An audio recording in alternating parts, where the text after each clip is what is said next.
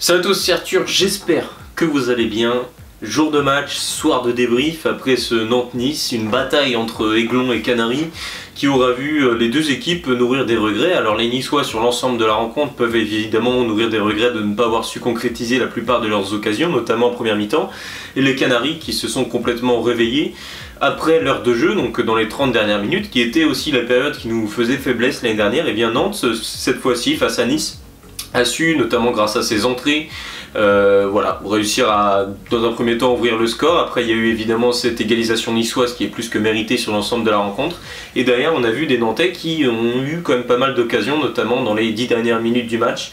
Et donc, les Canaries peuvent aussi nourrir des regrets, même si sur l'ensemble du match, globalement c'est Nice qui aura été le plus méritant et Nantes peut donc se satisfaire de ce point du match nul.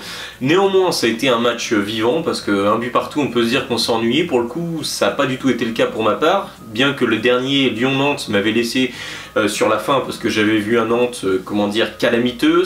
Voilà, j'avais globalement gâché mon dimanche après-midi à regarder ce Lyon-Nantes. Autant là j'ai vu un bon match de foot. Bien qu'il y a eu évidemment des grosses erreurs, notamment sur le plan défensif ou même voilà, techniquement du côté de Nantes, on est habitué, mais ça a été un match vivant, on s'est quasiment jamais ennuyé du match, et donc voilà, c'est quand même j'ai quand même pris plaisir à regarder cette rencontre entre Canaries et Aiglon. Alors pour vous résumer un petit peu ce match, tout avait très mal commencé pour Nantes, un petit peu dans la lignée du match qu'il y avait eu face à Lyon, où Nantes voilà, préfère se la jouer un petit peu en mode, bon, j'aime pas trop ce terme, mais un peu victime, dans le sens où on laisse la balle à l'adversaire et on le laisse trop facilement casser nos lignes, trop facilement trouver leurs attaquants dans les intervalles, sur les côtés. Jérémy Boga a fait extrêmement mal à Kelvin Amian sur la première mi-temps. Et donc ça nous a amené une première période où Nice doit rentrer au vestiaire avec 2 ou 3 buts d'avance et finalement c'est 0-0. Pourquoi ? Parce que on a eu un Alban Lafont plus qu'héroïque sur les 45 premières minutes qui nous aura sorti des horizontales, des parades de toutes parts, et également aussi grâce à des sauvetages de certains de ses défenseurs. En réalité je pense surtout à Nathan Zézé qui voilà, nous aura à un moment donné fait un sauvetage qui pour moi vaut un but vers la 16e minute de jeu, peut-être la 20e minute de jeu, où après une perte de balle un petit peu stupide de Nantes, ça arrive sur Jérémy Boga qui va se défaire facilement de Jean-Charles Castelletto avant d'armer une frappe. On voit qu'Alban Lafont plonge du mauvais côté, que ça part petit filet, et le tacle rageur de Nathan Zézé voilà, qui va venir directement contrer ce ballon et ainsi sauver les siens. C'est important de le préciser parce que ça vaut autant qu'un but, hein, ce sauvetage. Et puis ça me permettra, même si je développerai ce point plus tard, de saluer la prestation une nouvelle fois de Nathan Zézé, qui visiblement à 19 ans est le véritable taulier de cette défense du côté du FC Nantes. Donc voilà, après ça, bon bah à la mi-temps, voilà, hein, j'étais assez ronchon globalement de la prestation que j'avais vue de mes Canaries, parce que quand même, voilà, on sort d'une trêve internationale, donc 2 semaines sans le FC Nantes, là voilà, je reviens, je suis de nouveau joyeux, je suis de nouveau prêt à voir un match de Nantes, voir une première mi-temps comme ça, rajouter au fait qu'il fasse globalement plutôt gris sur la région nantaise. Bon voilà, c'est vrai que le moral c'était quand même assez difficile à suivre, mais bon, on a vu autre chose en seconde mi-temps. Déjà on a vu des Nantais faire un petit peu moins d'erreurs, bien que ce soit toujours Nice qui maîtrisait la rencontre de manière assez... ouais, c'était quand même une domination assez importante. J'ai pas les statistiques au niveau de la possession notamment, mais on a beaucoup laissé le ballon aux adversaires en se disant qu'on souhaiterait jouer en contre-attaque. Le problème c'est qu'on a aligné Mostafa Mohamed et Florent Mollet qui sont à mes yeux parmi les pires contre-attaquants de Ligue 1, et je pèse mes mots, c'est pas du tout des joueurs qui sont faits pour jouer en jeu de transition ou en jeu de contre-attaque. Florent Mollet, le nombre de fois où il est parti sur une relance de Lafont, on se disait ça y est, il part en contre-attaque, tout ça pour revenir derrière parce que c'est le jeu de Florent Mollet. C'est un joueur qui perd rarement le ballon mais qui fait un nombre de passes vers le mauvais côté. L'attaque c'est de l'autre côté, la verticalité. Non, Florent Mollet c'est toujours vers l'arrière. Donc voilà, c'est ce qui fait qu'on a eu un jeu qui, voilà, ça correspondait pas vraiment à du jeu de contre-attaque. Le seul joueur qui a essayé de se démener un peu avec les espaces qu'il avait en première mi-temps, ça aura été Mathis Ablin. Et puis en seconde période, bien que la domination niçoise soit un petit peu moins forte, et bien Nantes va directement ouvrir le score et va faire preuve de beaucoup d'efficacité. Évidemment, celui dont on ne cite plus le nom parce que c'est le danger numéro 1 Nantes, c'est Moses Simon, qu'on a beaucoup moins vu en première mi-temps, mais par contre en deuxième période il aura fait un bien fou. Sur un de ces nouveaux festivals, il va réussir à créer un décalage pour venir sur son pied gauche, centrer un centre comme on adore. Voilà, c'est un centre pas trop haut, qui descend dans la bonne zone, Mati Sablin qui devance son adversaire, à savoir Ali Abdi, et qui va venir tromper Marcin Bulka d'une tête rageuse. À ce moment-là, Florent Mollet et Mostafa Mohamed venaient de sortir, Ablin venait tout juste de prendre l'axe de l'attaque nantaise, alors qu'il était de base annoncé sortant, et finalement Mati Sablin, c'est lui qui va ouvrir le score et permettre donc au FC Nantes de faire un hold-up parfait à ce moment-là. Le 1-0 était absolument pas mérité, mais n'empêche que derrière ça, la Beaujoire s'est enflammée, la Beaujoire a poussé son équipe à fond et on a vu des nouvelles intentions côté nantais et on a vu la meilleure partie du match évidemment des hommes d'Antoine Comboiré. On a vu déjà Le Penant jouer plus haut, ça nous a fait un bien fou quand il s'est projeté, l'entrée de Sorba Thomas c'était magique, l'entrée de Ganago, de Kadewere, ça nous aura fait un bien fou. Et on a vu tout de suite un Nantes avec de bien meilleures intentions, même si Nice va égaliser peu de temps après le but nantais. Fort logiquement avec le nombre d'occasions qu'ils auront eu, c'est un ancien Nantais, Evan Guessant qui fait les beaux jours du côté de Nice et qui va venir tromper Alban Lafont en pivot sur un marquage à mes yeux un peu trop laxiste de la part de Kelvin Amian. En pivot va réussir à trouver la lucarne intérieure d'Alban Lafont et donc va égaliser vers la 70e, et derrière Nice ne va plus exister quasiment du match. C'est Nantes qui aura les plus grosses occasions, de belles intentions. Comme je l'ai dit, les entrants, Ganago c'était top, Sorba Thomas, on a vu Le Penant jouer plus haut, on a vu Kadewere qui aura fait du bien quand il est un peu plus dans la terre-ligne. Finalement voilà, ça a été assez propre techniquement, c'était vraiment pas mal. Donc voilà, j'ai pris beaucoup de plaisir à voir ça. Là, il y a eu la sortie également de Pedro Chirivella, qui n'aura pas fait non plus un match dingue, et donc ça aura permis un peu d'aérer ce jeu nantais, d'apporter énormément de fraîcheur. Évidemment, ça me permet de me poser la question pourquoi et comment on peut se permettre de mettre par exemple un joueur comme Sorba Thomas sur le banc quand je vois le niveau qu'il a par rapport à un Florent Mollet, je parle bien techniquement, son entrée, ce qu'il a fait en 20 minutes, c'est plus que Florent Mollet depuis qu'il est arrivé au FC Nantes, et je le pense sincèrement. Donc voilà, Sorba Thomas, super entrée en jeu, et derrière Nantes aura les plus grosses occasions dans le temps additionnel. Je pense notamment à une frappe de Le Penant qui va être sortie par Marcin Bulka. Il y aura eu également une situation, je crois, sur un centre de Sorba Thomas, la tête de Castelletto. Donc voilà, il y a eu des dernières situations pour Nantes. On a senti des Canaries bien mieux en fin de rencontre, et donc ce score final d'un but partout qui laisse des regrets aux Niçois sur l'ensemble de la rencontre comme je l'ai dit, et qui laisse un petit peu de regrets aux Nantais sur la fin de match, même si un point face à l'OGC Nice c'est globalement plutôt positif pour une équipe comme Nantes qui ressort un petit peu plus la tête de l'eau et qui, au vu de la physionomie du match, on en sort globalement plutôt satisfait, même au vu des dernières choses qu'on a vues.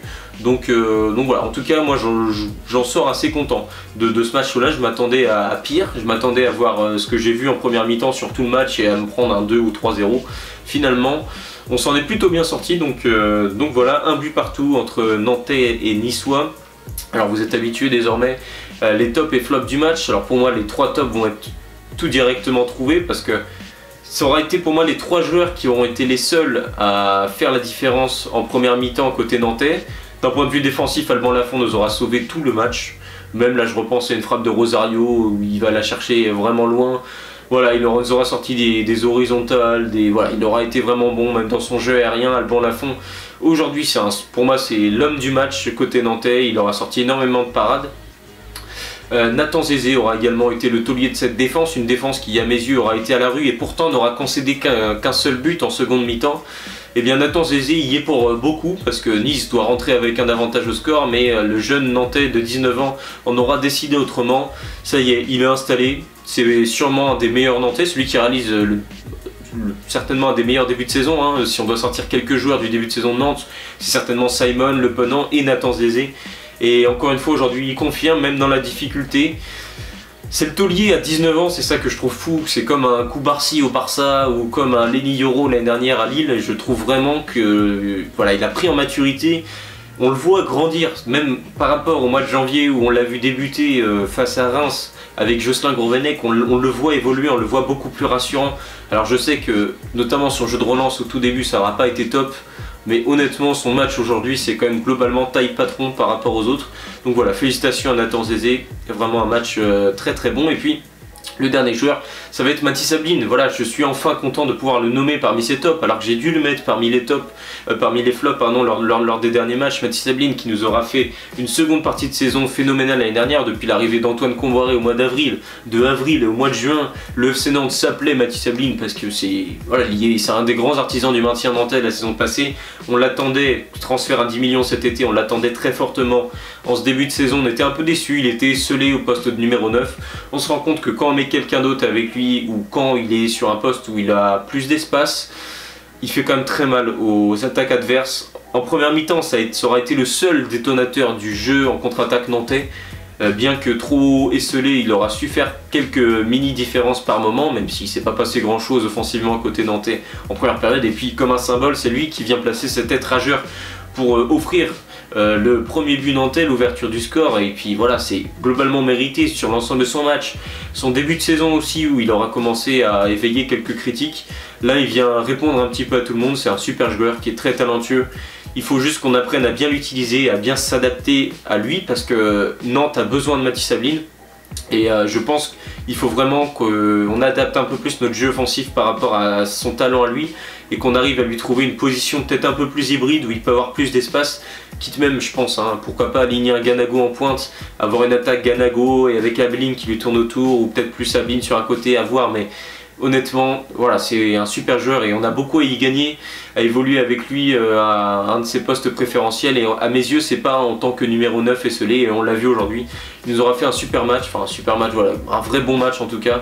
Donc voilà, Mathis Ablin, le troisième et dernier top. Mention honorable pour les entrants, je l'ai dit, Sorba Thomas, Tino Kadewere et Ganago qui, à mes yeux, auront beaucoup apporté.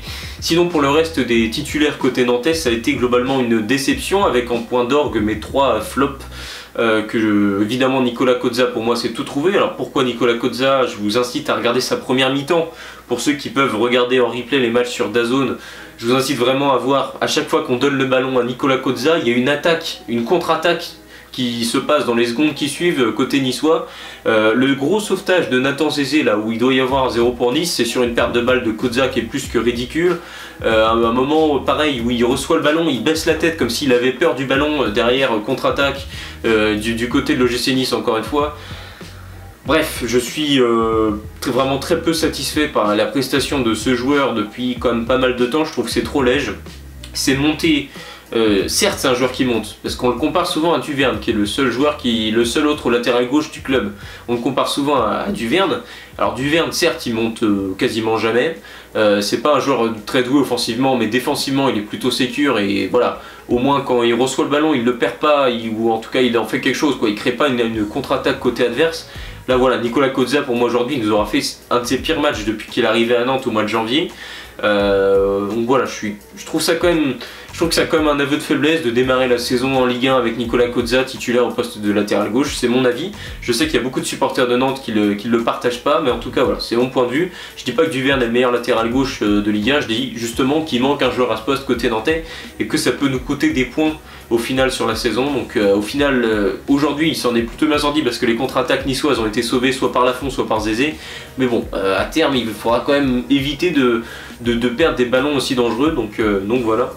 Nicolas Kozza, pour moi, aura été le pire canari aujourd'hui. Florent Mollet, évidemment, je n'attendais pas avec impatience son retour de blessure. Pourquoi? Parce que je l'ai déjà expliqué à maintes et maintes reprises, mais à mes yeux, Florent Mollet n'a pas un style de jeu qui correspond à Nantes. C'est un numéro 10 qui peut faire des différences dans un jeu où il a le temps. C'est-à-dire dans un jeu où une équipe domine, où on fait le siège de l'équipe adverse. Mais là... en contre-attaque, franchement, c'est pas possible du tout. Pour moi, c'est pas possible d'aligner un joueur comme ça en Ligue 1, surtout quand on veut jouer en contre-attaque et laisser le ballon à l'adversaire. Voilà, Florent Mollet, je suis vraiment très mécontent. C'était son retour en tant que titulaire. Je m'attendais à bien mieux de sa part. Et puis, c'est pareil pour Mostafa Mohamed. C'est ces deux joueurs qui symbolisent un petit peu, je trouve, la saison nantaise l'année dernière, qui auront fait un bon début de saison avec Aristouille. Et derrière, avec Gourvenec, puis avec Comboiré, ça ne correspond plus du tout au style de jeu. Pourquoi? Parce que Aristouille, il y avait un jeu qui était globalement porté vers l'offensive, et voilà, ils avaient plus de temps pour jouer, voilà, ils arrivaient à se trouver. il y avait des intentions de jeu. Donc c'est des joueurs, quand on a des intentions de jeu, ça peut le faire. Mais Gourvenec et Comboiré, c'est on met un bus, on défend, et puis sur un coup de chance de Simon ou sur un talent individuel, sur une étincelle, on peut être capable de marquer un but et ainsi gagner le match. Ça c'est la stratégie de Gourvenec et Comboiré, et ça colle pas du tout avec ces deux joueurs-là, que je suis obligé de mettre dans mes flops encore une fois. Et quand je vois l'entrée de Ganago et l'entrée de Kadewere aujourd'hui, je me dis que Mostafa Mohamed, il a peut-être bien encore perdu une place dans la hiérarchie aujourd'hui. Et je me dis que par exemple, un joueur comme Ganago, ce serait pas décevant de le titulariser au poste de numéro 9 très prochainement, parce que je trouve vraiment que dans le jeu, il sent le timing, alors déjà ses courses sont intéressantes, elles sont bien senties, à la limite du hors-jeu. Et puis quand il y a des joueurs comme Sorba Thomas, comme Simon pour le servir en profondeur, voilà, c'est intéressant, même avec les montées de Le Penant, il va y avoir le retour de Douglas Augusto. Voilà, c'est avec des joueurs comme ça qu'on peut être capable de construire un projet, je le pense sincèrement. Donc on suivra ça avec attention. Donc voilà, mes 3 flops seront donc Nicolas Kozza, Mostafa Mohamed et Florent Mollet. Donc voilà, en tout cas j'espère que vous partagez mon avis sur ce débrief. Si c'est le cas, n'hésitez pas à me le dire dans l'espace commentaire et à vous abonner à ma chaîne YouTube. Allez, ciao tout le monde.